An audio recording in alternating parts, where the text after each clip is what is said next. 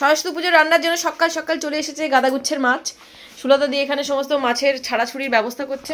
এদিকে প্রেসার কুকারে বসিয়ে দিয়েছি বাঁধাকপিটা, একটু হালকা সেদ্ধ হয়ে গেলে মানে তাড়াতাড়ি রান্নাটা হয়ে যাবে, আর কিছু না। Good morning everyone, welcome back to my channel. ভাবছিলাম আজকে সকালবেলা আমি আমার ব্রাউন চুল দেখতে পাবো, বাট সেই একই কালো চুল দেখে আমি নিজে ভীষণ হতাশ হচ্ছি। কিন্তু হতাশাটা আমি মুখে প্রকাশ করছি না, মনের ভেতরে অন্তরে চেপে রেখে আমি আজকে ব্লগ শুরু করছি। আজকের ব্লগটা পুরোপুরি সকালবেলাটা পুরো রান্নায় যাবে, আর বিকেলবেলা থেকে হয়তো আমি আপনাদের সাথে একটু ঠাকুর পুজো মানে ঠাকুরের জন্য যা যা আমরা করবো সেটা শেয়ার করতে পারবো, ঠিক আছে? তো চলুন আজকে দিনটা স্টার্ট করা যাক with a lot of positivity only. মেয়ে করতে বসে সকালবেলা টিফিন, যেখানে একটা জিনিসও ওর দাঁতে পড়েনি, না পাউরুটি না কিছু। আর এখানে মিস্টার মুখার্জিকে দায়িত্ব দিয়েছি আমি সকালবেলা মটরশুঁটি ছাড়ানোর জন্য। বলেছি যতগুলো পারো ছাড়াও, আর কয়েকটা ছাড়াও, বেশি আর ছাড়ানোর দরকার না, অনেকগুলোই হয়ে গেছে। আচ্ছা, প্রথমে মাছ ভাজা হচ্ছে ওই কড়াটাতে, এই কড়াটাতে ঝিঙে সরষে হবে আজকে সকালে, আর এখানে বাঁধাকপিটা বসাবো। আজকে বাঁধাকপিটা আমি কি জাদু দিয়েছিলাম জানি না, আবার বাঁধাকপিটা এত টেস্টি হয়েছিল না, মানে কি বলবো। আমি জীবনে প্রথমবার এরকম বাঁধাকপি খেলাম, বিশ্বাস করুন। আমি এদের নিজেই বলছি সিরিয়াসলি। আমি প্রত্যেকবার বাঁধাকপি রাঁধি, সুলতা দিয়েও রাঁধে, কিন্তু আমার ভালো লাগে না। লাস্ট 11 বছর ধরে এই ষষ্ঠীর নিয়ম পালন করছি, তখনও এতবার বাঁধাকপি রেঁধেছি, এই বাঁধাকপির টেস্ট এত সুন্দর হয়নি। তো এবারে বাঁধাকপিটাই এতটা টেস্টি ছিল, যার জন্য এত সুন্দর টেস্ট হলো নাকি জানি না, কিন্তু সত্যি এক কথায় অসাধারণ হয়েছিল বাঁধাকপিটা। মাছের টক বাঁধাকপি দুটোই হয়ে গেল, এবার মাছের ঝাল বাকি। আমার ঝোলও হয়ে সরি ঝাল হয়ে মাছের ঝাল হয়ে গেছে, এখানে হয়ে গেছে বাঁধাকপি, আচ্ছা মাছের টক। আজ রাতে বাঁধাকপিটা খেয়ে দেখবে, দুর্দান্ত হয়েছে বাঁধাকপিটা। তাহলে আমাকে কি দেবে? আমি তোমার কাছে রান্না করে করে খাওয়াচ্ছি, এইটা দেবে। ওকে, রান্না বান্না তো অনেক আগেই কমপ্লিট হয়ে গেছিলো। আজকে যদিও রবিবার, মিস্টার মুখার্জি তো অফিস নেই, কিন্তু আজকে এসি সার্ভিসিংয়ের জন্য এসেছে। গরম পড়তে চললো, সার্ভিসিং তো দরকার। তো এত দেরি করে এসেছে, 12:30 অলরেডি বাজছে। মোটামুটি 1.5 ঘন্টা এই ঘরে, 1.5 ঘন্টা ওই ঘরে, এরম করে করে যাবে। আর আমরা খেয়ে টেয়ে বেরোবো হচ্ছে ঠাকুর আনতে। আর একজন টঙে উঠে কি করছে? তুমি শপিং মলে গেছিলে এই শাড়ি পরে? এই শাড়ি পরে রান্না করে শপিং মলে চলে গেলে হাতে পুটুলি নিয়ে? ওপরে শপিং মলে গেছিলে সেটা বলো। সার্ভিসিং করানো আফটার এফেক্ট। এই হচ্ছে রুমের অবস্থা, পর্দা মর্দা সব খোলা, বালিশ ওল্টানো, নিচে জলে জলাময়।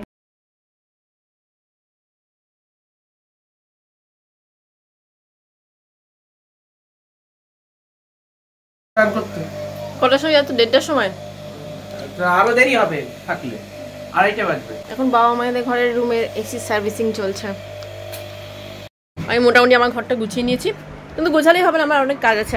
আমার লাস্ট মুহূর্তে শাড়ি চেঞ্জ করছি। হ্যাঁ, আমাকে কেউ একজন বলেছেন যে তুমি যে শাড়িটা কিন্তু গায়ে হলুদের মতো লাগছে। একদম ঠিক, গায়ে হলুদের মতোই লাগছে। আমি তো এখন পরে দেখলাম, আমি তখন বুঝতে পারিনি, এখন পরে দেখছি সত্যিই তাই, বিয়ে বাড়ির মতো লাগছে। সরস্বতী পুজোর হলুদটা মনে হচ্ছে না। আমি শাড়ি চেঞ্জ করেছি, ওর সাথে ব্লাউজটা খুঁজে বের করবো। ব্লাউজটা এর ভেতরেই কোথাও একটা আছে। ঠান্ডার মধ্যে এসি চালিয়ে বসে আছি, এসি টেস্টিং চলছে ওই জন্য। 2:45 মিস্টার মুখার্জি এখনো চান পুজো হয়নি। এদিকে ওরা 3:30টার মধ্যে টাইম দিয়েছে, 3:30টার মধ্যে ঠাকুর আনতে যাবে। আমি জানি না, মিস্টার মুখার্জি না হলে আমি একাই বেরোবো, আর কি করবো। এই শাড়িটার এর সাথে যে আমি স্লিভলেস ব্লাউজটা নিয়েছি, ওটা আমি কোথাও খুঁজে পাচ্ছি না, কোথায় ঢুকে রয়েছে, আমার আর ভালো লাগছে না খুঁজতে। এই কালো ব্লাউজটা বের করে রেখে যেটাই পরে নেবো। একটা নাইটি বের করে রাখলাম, আমার যে কালো নাইটিটা পরি না, ওটা সাইডগুলো ছিঁড়ে গেছে, ওটা একটু সেলাই ফেলাই করাতে হবে। আর এই নাইটিটা বের করে রাখলাম, এটা এখন থেকে পরবো। এমনিতেই গরম পড়ে গেছে, আর ঠান্ডা ফান্ডা নেই। তো থেকে বেশ কিছু পার্সেল এসেছে, দেখি এর মধ্যে কি কি আছে। এই 3টে ভিডিও আমার শর্টস বানানোর জন্য নিয়েছি। এটা হচ্ছে একটা হেয়ার এক্সটেনশন, এটা হচ্ছে সামনের ব্যাংকস যেগুলো হয় না আর্টিফিশিয়াল, ওটা। আর এটা একটা ভাইরাল ব্যাগ, ঠিক আছে? এইটুকু ব্যাগকে কি করে এত বড় লাগে যে কনভার্ট করা যায়, সেটা নিয়েও শর্টস বানাবো আমি। বেরিয়ে নিচে ডাকো তুমি, সোমেন সুস্মিতাকে। তা আমরা 3:39 বাজে রেডি হয়ে বেরোচ্ছি এখন। প্রথমে এখান থেকে সমুদ্রে বাড়ি যাবো, তুই সবাই একসাথে ওখান থেকে বেরোবো ঠাকুর আনতে। হ্যাঁ, নদীও রেডি হয়ে গেছে। গানটাই দেখবে ননির মা উঠবে এটাতে।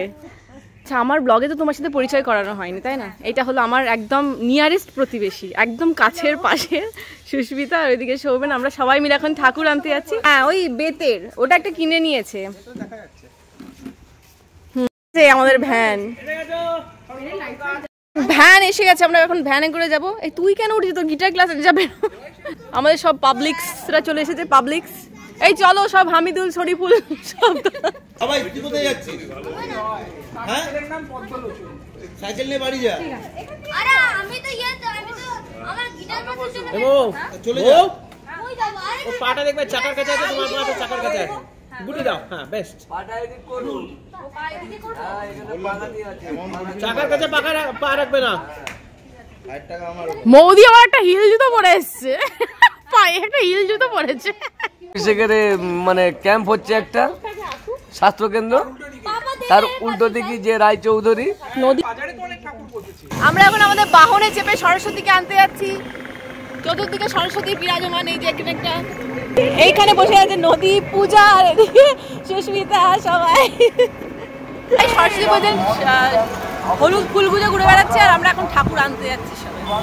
এখান থেকে ঠাকুর নেব, আর পূজা আবার ওইদিকে গেছে আচার নিতে। ভালো লাগছে না? ভালো লাগছে দেখতে, সুন্দর লাগছে। হ্যাঁ আরামসে, আমরা দেখলাম তো, আরামসে ধরে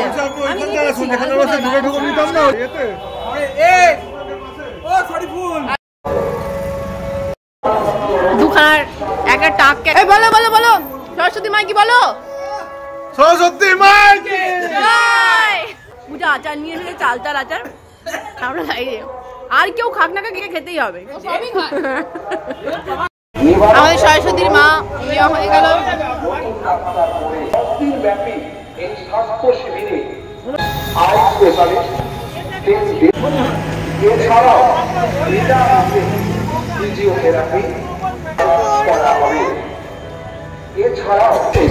আমাদের ঠাকুর রেডি হয়ে গেছে। এই যে তুমি এই দিক দিয়ে বসো, আমরা দুজন ওইদিকে চলে।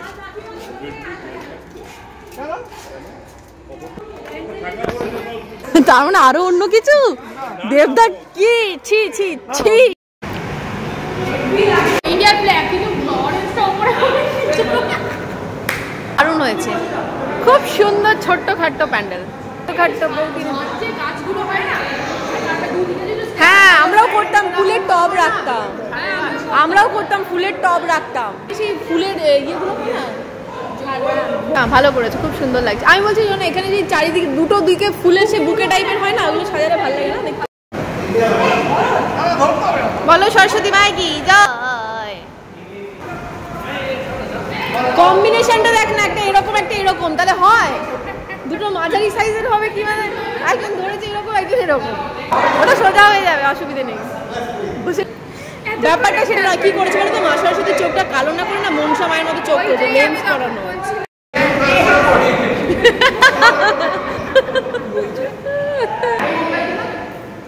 ওই ফোকাস লাইটটা দিলে আরো বেটার লাগছে, তাই না? বাহ সুন্দর লাগছে। আমরা আবার বাইক নিয়ে বেরিয়ে পড়েছি দর্শকর্মা আনতে ঠাকুরের, তারপরে চাটা খেয়ে বাড়ি যাবো। লাল লাল লাল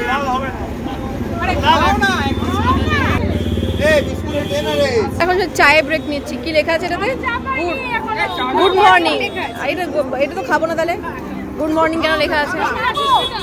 আমরা এখন সবাই দর্শকর্মার দোকানে এসে উপস্থিত হয়েছি। নদী মুরগিটাকে মারছিল বলে লিস্ট করা আছে তো। পুরোই দিয়েছে।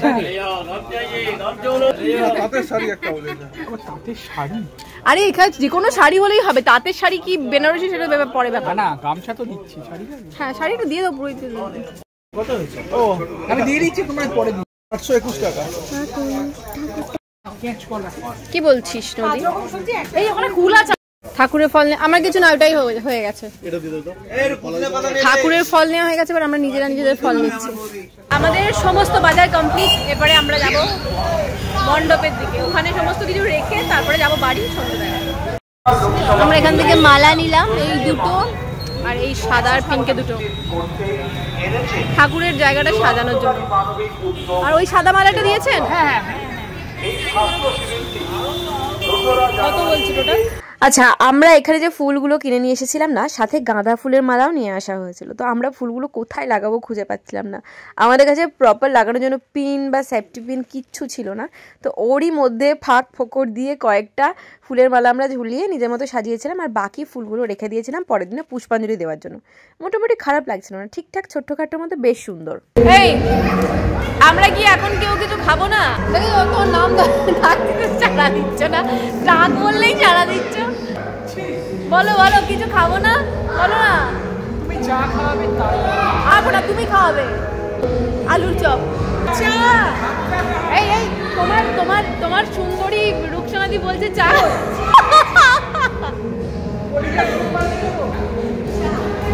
বলো বলো। রূপসনাদি চাইলে আমি কলিজা স্যুপ বানাবো। কি কি করতে পারো? কলিজা স্যুপ। কলিজা? তুমি কলিজা স্যুপ করে দাও। ব্যস্ত নারীরা সব ব্যস্ত নারীরা সব এখন নারী পুজোয় ব্যস্ত। সবাই আজ থেকে হলুদ পরে বসে আছিস কেন ভাই তোরা? আজ থেকে হলুদ পরে বসে আছিস সব দুজনেই। এই হচ্ছে আমাদের মা।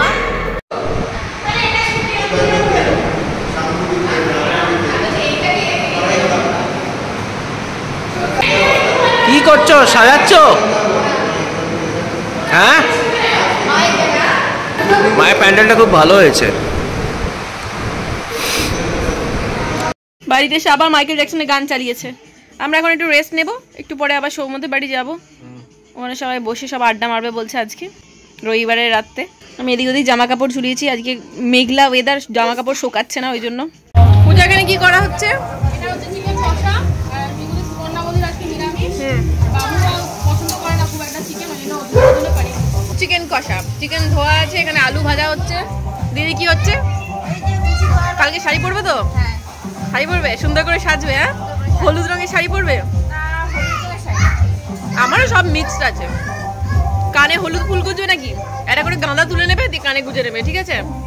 এই ফটো সেশন হবে।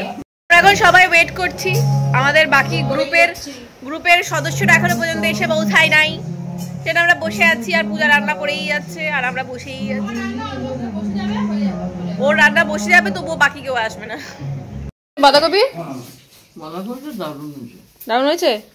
অভিষেকের রাত্রে ভাত খেলো ও, মানে এই ভাতটা মাছের টক, মাছের ঝাল খেতে ভীষণ পছন্দ করে, সেজন্য ও বাবা মা তিনজনই ভাত খেলো। আমার কাছে ওর মোবাইল, আমার মোবাইলে অনেক ভিডিও আছে।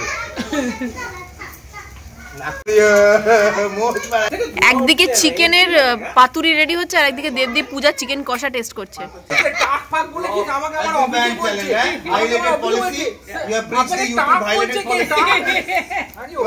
আচ্ছা, বাচ্চাদের খাবার দিয়ে দেওয়া হয়েছে এখানে চিকেন এন্ড রুমালি রুটি। বসে যাও বাচ্চারা। আচ্ছা, পিয়ুষ খায় না চিকেন, ওই জন্য পনির। পিউ খাবে না মামা? কি খাচ্ছ তুমি এটা? ভাত। নদী বাড়ি এসে অনেকক্ষণ ঘুমিয়ে পড়েছে। মিস্টার মুখার্জি এখানে কাজে বসেছে, আর আমি এখানে পুষ্পা 2 দেখছি। পুষ্পা এটা রিলিজ করে গেছে, বাট এটা তামিল ভার্জনটা রিলিজ করেছে, মানে হিন্দি ভার্জন এখনও রিলিজ করেনি। ঘড়িতে বাজছে 1:45। আমিও হালকা রেটিং করে শুয়ে পড়বো, আর কাল সকালে আপনার সাথে দেখা হচ্ছে অন্য একটা ব্লগের সাথে, মানে সরস্বতী পুজো ব্লগের সাথে। Good night.